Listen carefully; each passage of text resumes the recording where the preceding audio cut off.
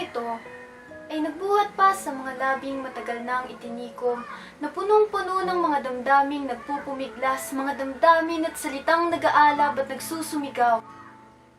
Batid kong ito na. Ito na ang panahon upang maipahayag ang mga saloobing matagal ko nang kinikimkim.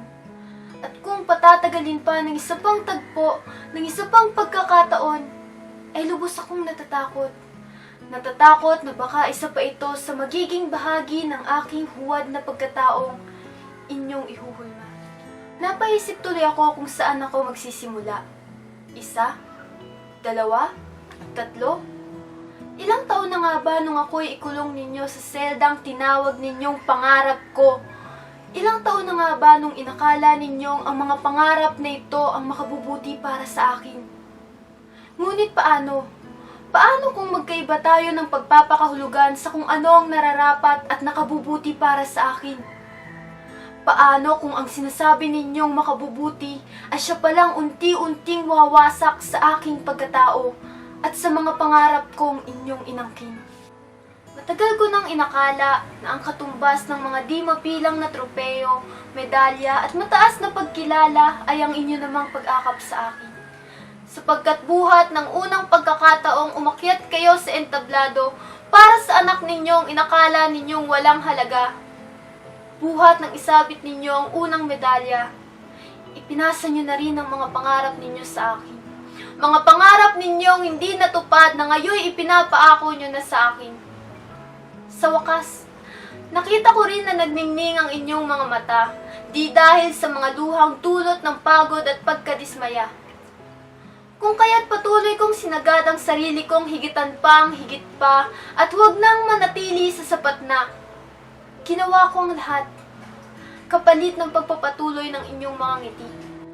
Ngunit hindi pa pala ako sasapat sa inyo. Alam ko na may mas hinahangad pa kayo, mas matalino, mas mabait, mas maganda, mas ikararangal, mas mamahalin ninyo.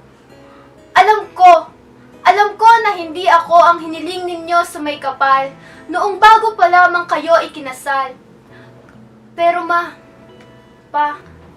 sana iniintindi nyo rin ako. Sana iniisip nyo rin na nasasaktan din ako.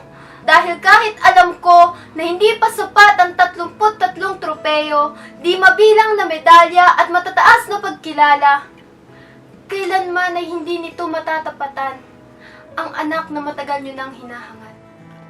Ang buhay ko, inakala kong ito ang tama, ang mabuhay ng ayon sa kasiyahan ninyo at sa ikinawawasak ko. Sapagkat nagising na lamang ako isang araw na nagtataka.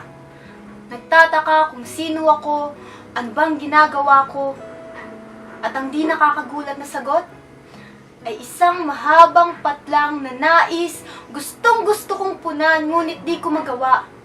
Dahil ang tagal kong naging isang sunod-sunurang preso, ang tagal kong naging isang ibong nakakulong sa hawla na di marunong lumipad sa labas nito. Sapagkat hanggang sa huli, hindi tinig ko ang pinakinggan ninyo, kundi ang mga ambisyon at mga pangarap ninyong nalipasan na ng panahon.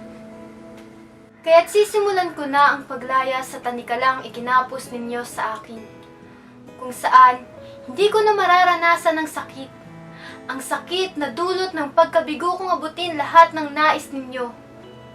Kaya, hindi man ito ang orihinal niyong plano, ito naman ang simula ng paglaya ko sa mundo. Ngunit hanggang sa huli,